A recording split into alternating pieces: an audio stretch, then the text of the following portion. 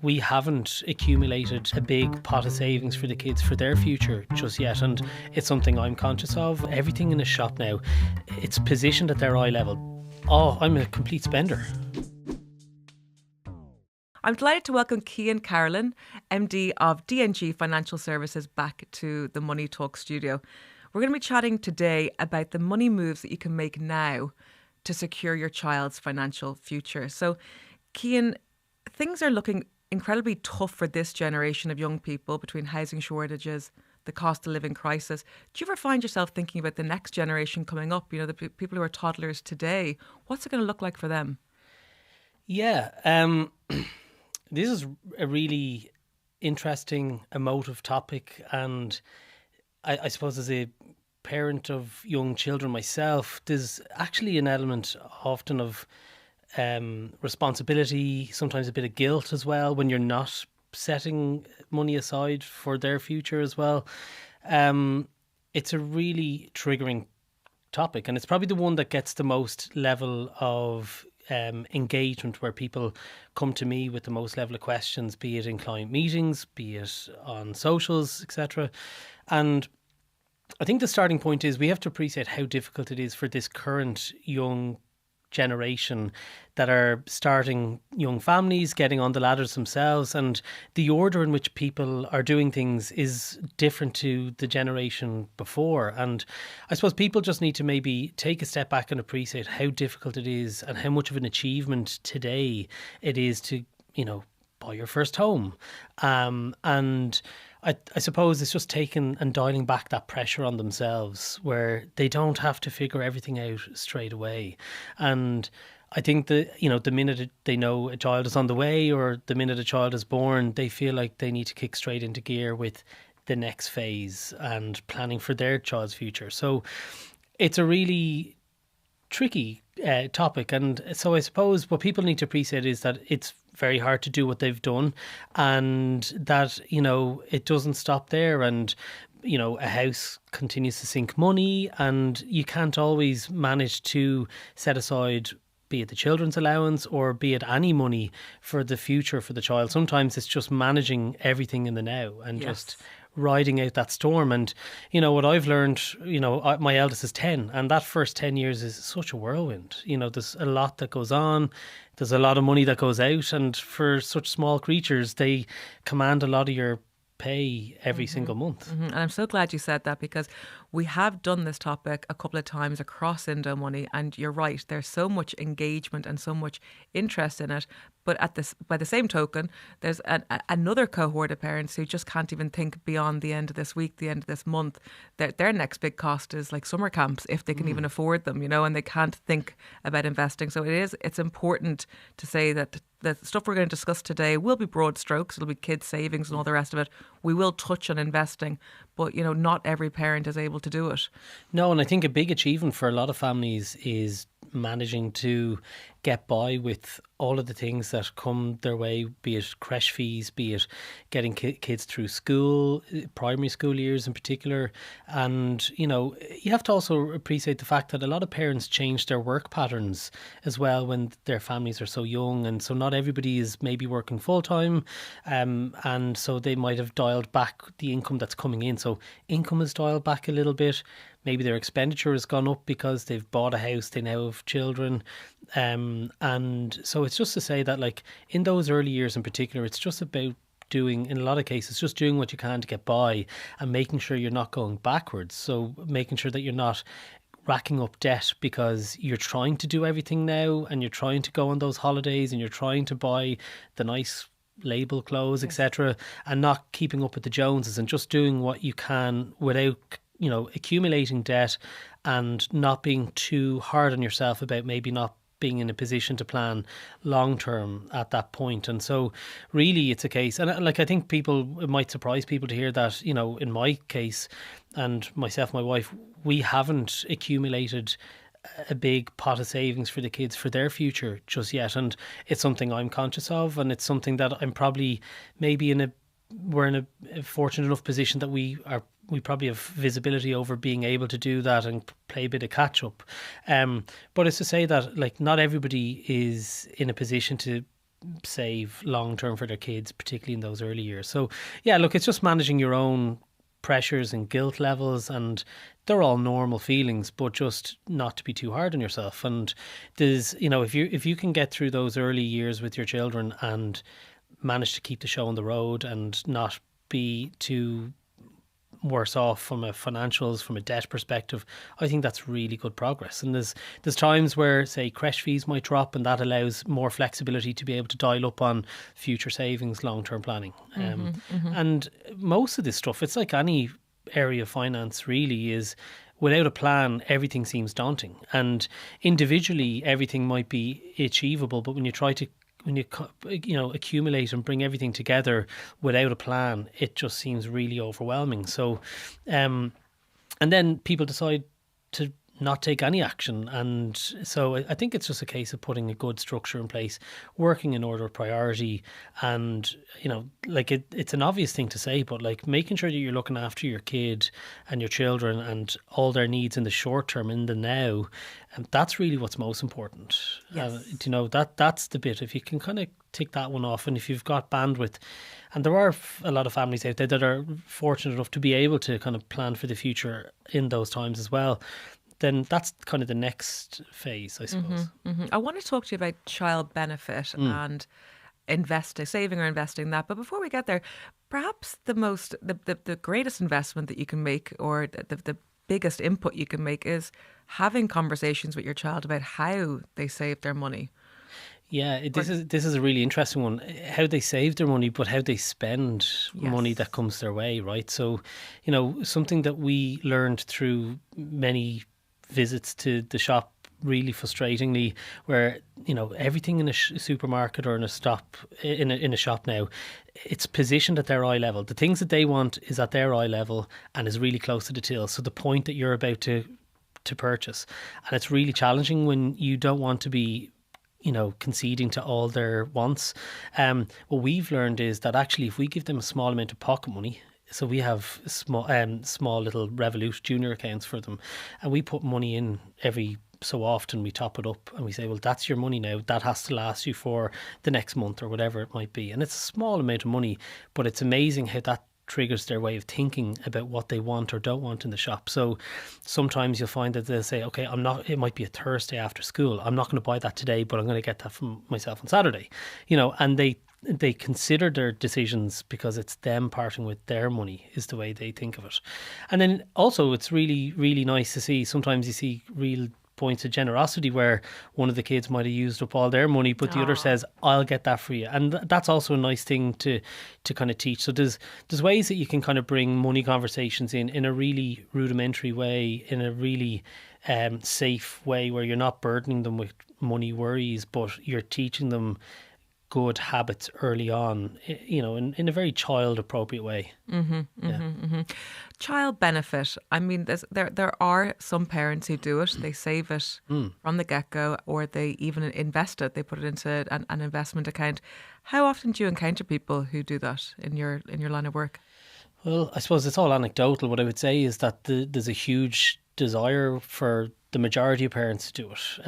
A lot don't manage to do it. I also see a lot of families that are doing it where I'm kind of looking at them saying they're almost financially crippled in so many other areas and ways, but they're still trying hard to make sure that that's one thing that they don't not do. And then there are other families who maybe, like for us, it goes into our bank account. It just goes into with our salary. It gets absorbed, and then we consciously try and make provisions, when we can for it. But in reality, I think, there's a huge demand for people to want to kind of long-term plan with that. But the majority of people aren't really in a position to be able to do it. Most, I'd say, would like to do it. And I think that it's those that are in a position to part with it now and don't need it for the long term, that what we try to do is train their way of thinking about how they save that. And I would say the majority of people save it in a pretty inappropriate way, in the sense that it sits in a low interest deposit account or in a bank account in the child's name, and it sits there effectively gathering dust. In some ways it's probably falling behind inflation, so the value of it is somewhat depleting year on year. And so what we try to do is show alternative solutions where they can be, I suppose, in some way invested in the markets, and it is A, working favourably against inflation, and B, it's working a lot harder than the, minuscule deposit rate that you're going to get in the bank. Got it. So tell me a little bit more about this. I would imagine it would be helpful to put in a lump sum to get it going. You don't want to be kind of putting in 140 quid a month if you want to get some action from the get go. You see, I would say not necessarily. I would think that a zero base is a great base to start, a great place to start. Like, I mean, you'd be surprised at how quickly €140 per month with such a long timeline. So if you are lucky enough to be able to start that, in and around when the child is born, and let's say you do it for 18 years, that's significant time, and that's significant opportunity for growth on that money over time, and it's a lot of contributions. So if that's happening every single month, 12 months a year for 18 years, that starts to add up in terms of a huge amount of money going in, and then a huge amount of time for that money to work a lot harder. And I suppose it's a case of, if it's appropriately invested, and you give it that level of time, and you almost forget about it. And because this is money you don't need. Like, if you're talking investing, this has to be money that you don't need in the next 3 to 5 years. It can't be money that you might dip into for a big holiday in 2 years. That's not this type of approach. This is money that you're saying the next time this is touched is when that child is 18 and they get to decide what they want to do with it. And so you do, like, it's amazing that how little money with time and compounding, it's really effective over time. Yeah. So is this what Trump is thinking with his baby funds? Yeah, this is an interesting one. I suppose with Trump's one, there's obviously $1,000 landing into it effectively on day one, and there's an opportunity for parents or employers even of parents to add to that up to, I think, another $5,000 a year on top of it. I like, in some ways, the thought and idea behind it. I suppose what we have with monthly children's allowance, we can't then expect the government to start with a similar type of bullet payment in at the beginning.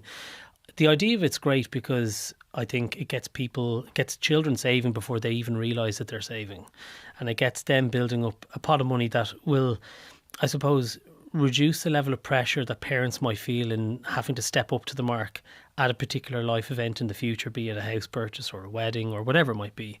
So, yeah, and there are other maybe more appropriate examples that are more likely to be something we might see in Ireland in the next couple of years as well. So you've obviously got in the UK, you've got a junior ISA account where you can get up to, I think it's £9,000 a year into it, and it grows. It's invested and it grows tax free, and that creates really good opportunity, and it's a nice level of money that parents could potentially work towards achieving, getting into that junior ISA over the years. And the fact that it's given the opportunity to grow tax-free is quite significant over time, because if you think of how we tax investments in Ireland at the minute, there's 38% of all the upside is taken, and that's quite significant. That happens every 8-year period, whether or not you've withdrawn money from the account, or so you're taxed effectively on unrealized gains. Absolutely, which is hugely crippling. So I think something like that would be, and it's something I'm talking a lot about online at the minute, because it's great if we bring out something like a junior ISA structure or whatever it might look like, but it has to also then be met with tax reform alongside it in the, I suppose, more broader investment scheme of things. I think where we excessively penalise people trying to achieve better returns for themselves. And so I'd like to see like that type of reform along with, so rather than launching a product and no reform and no broader education, because I think the piece that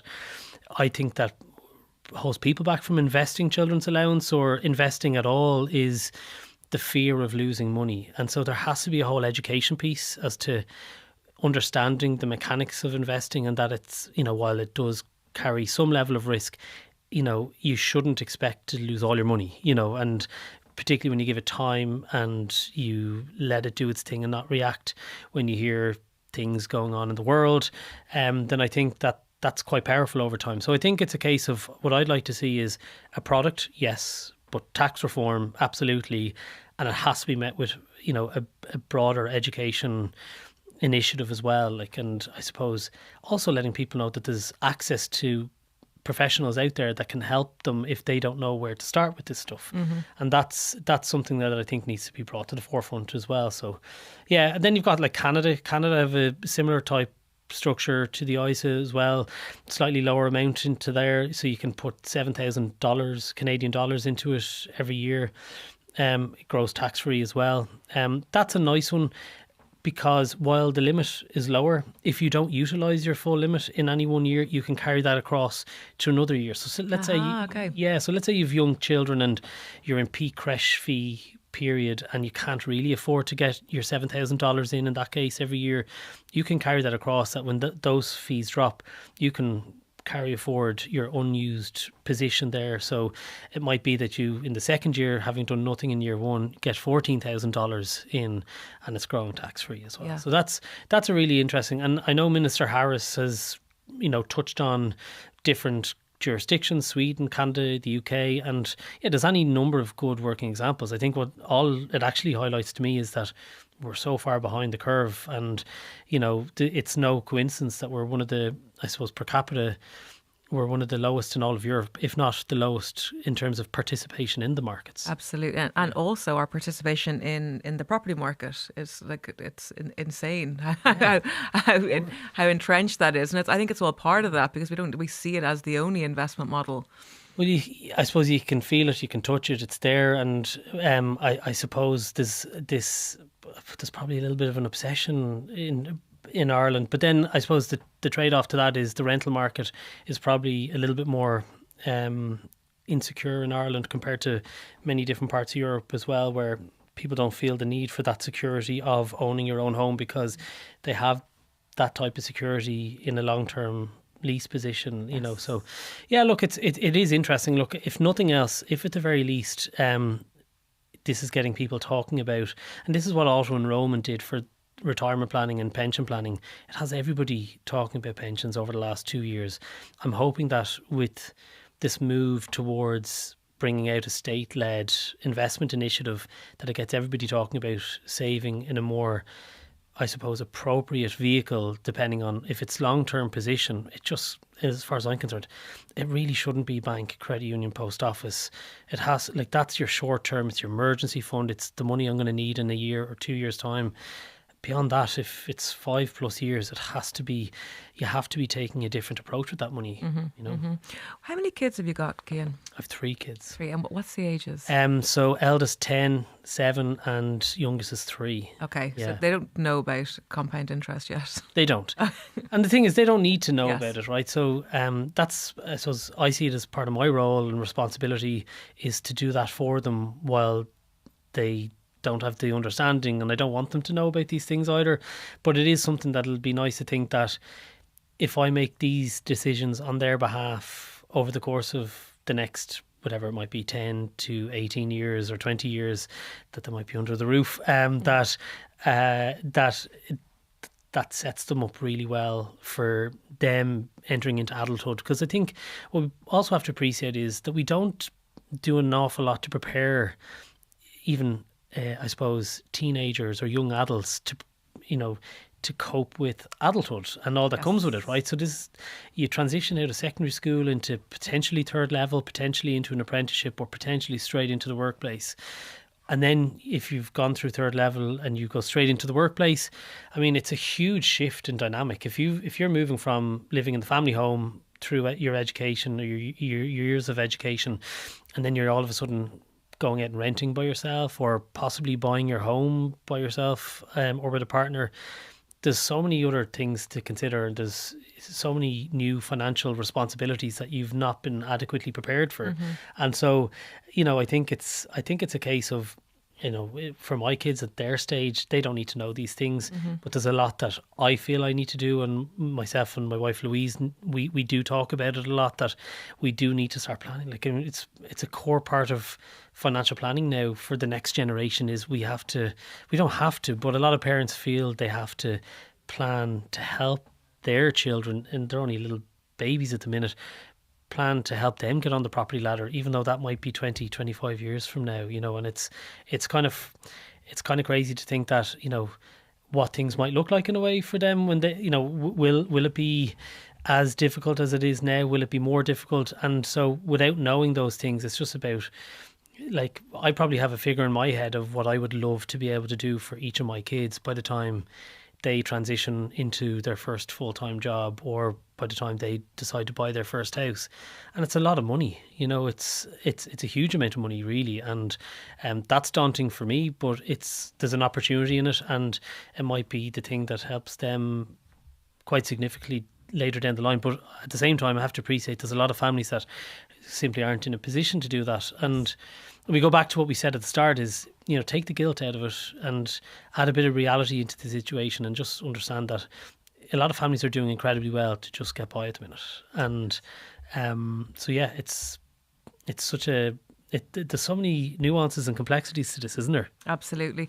I mean, financial literacy is another component of it, because there's a huge gap there in young people and adults.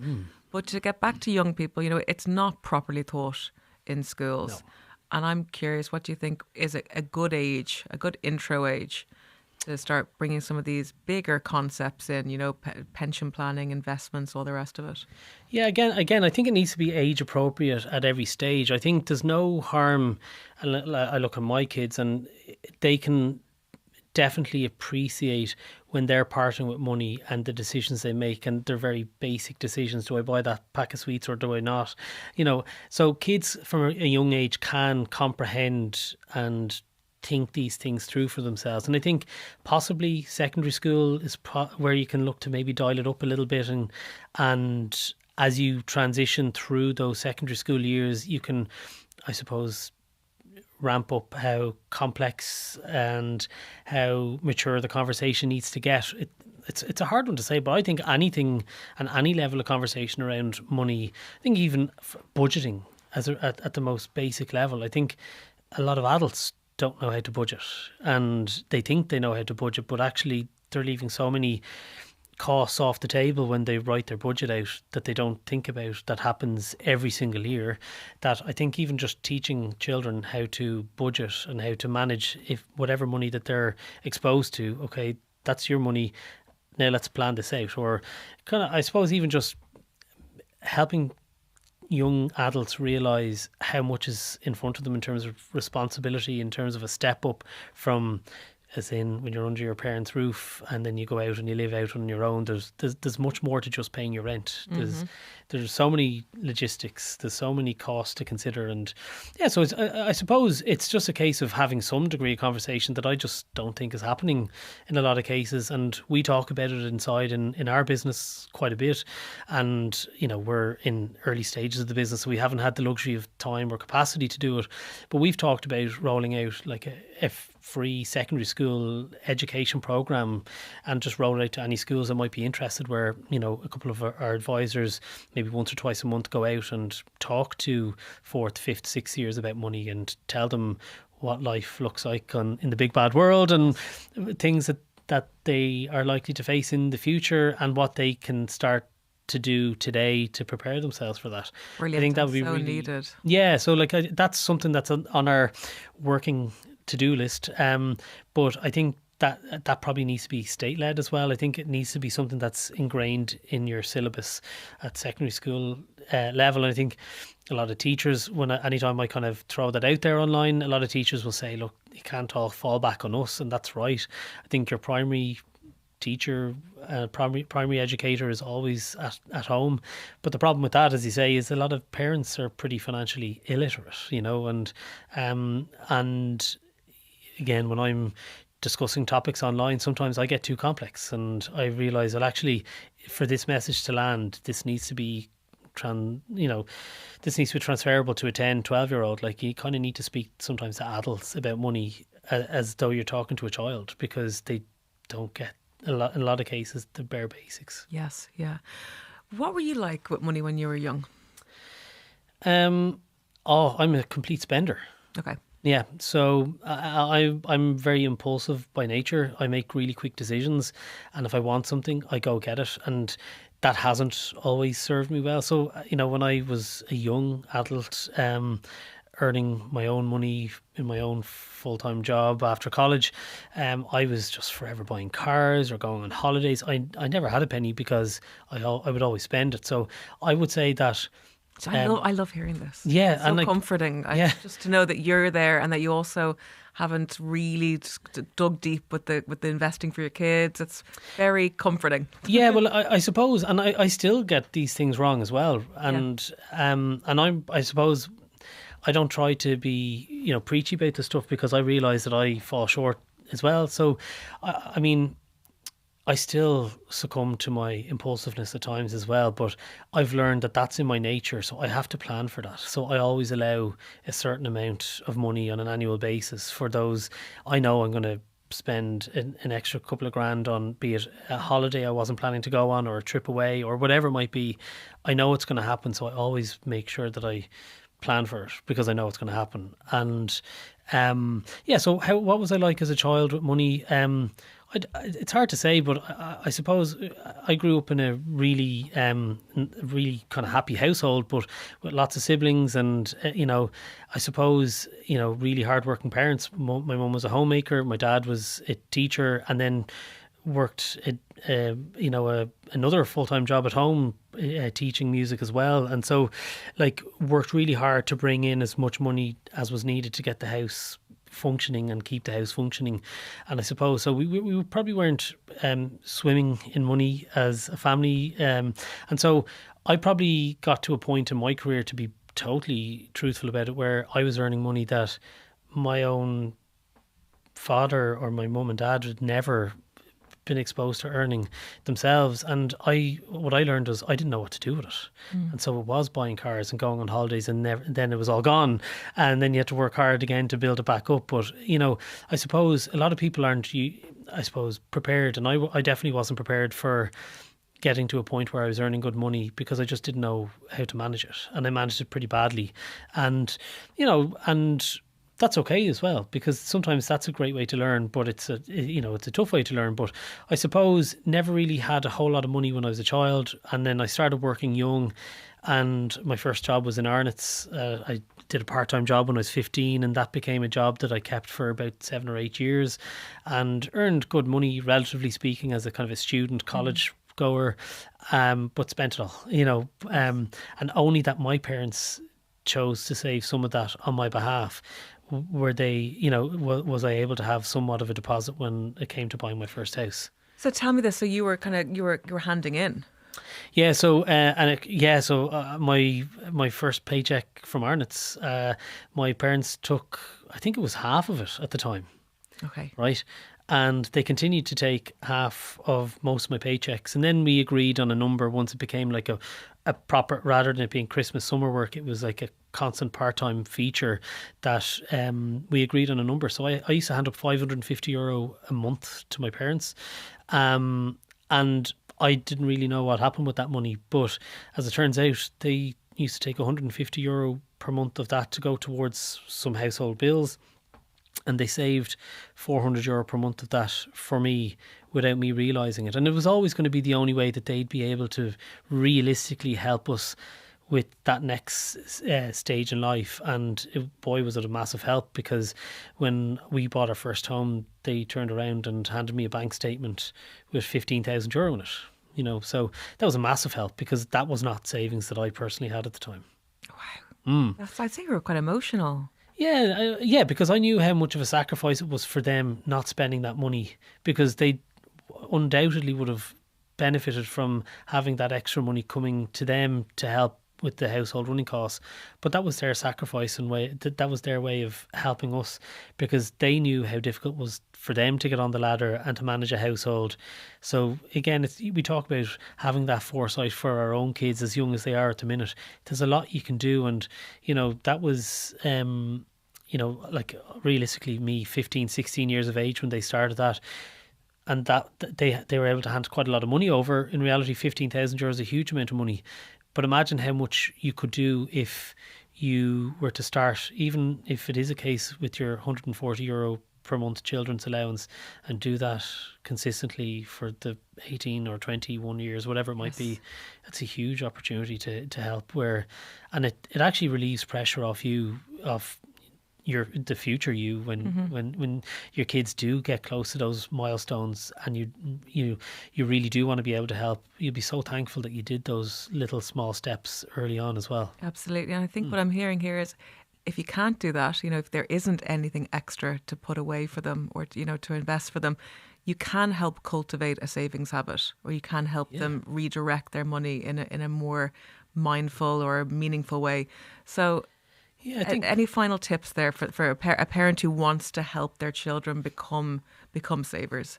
Yeah, look, I think let's say for those that don't have the bandwidth to do anything for them, you can do an awful lot for your children in teaching them to have a good, healthy relationship, honest relationship with money, that when they become independent and fending for themselves, that they've a better appreciation for money, and that it's not just money in and then money straight out because they don't know what to do with it. That they've that appreciation. So you can teach them how to respect money very early, even if you're not able to, I suppose, start filtering money their direction. And for those that are really fortunate, I suppose, that they have the capacity to, start putting money towards their children's future, there's loads of different ways, be it and considerations. Do I put it in their name now and put it in a trust, and and it's their money instantly, or do we keep it in our name so that we have that flexibility and we get to choose how we invest it?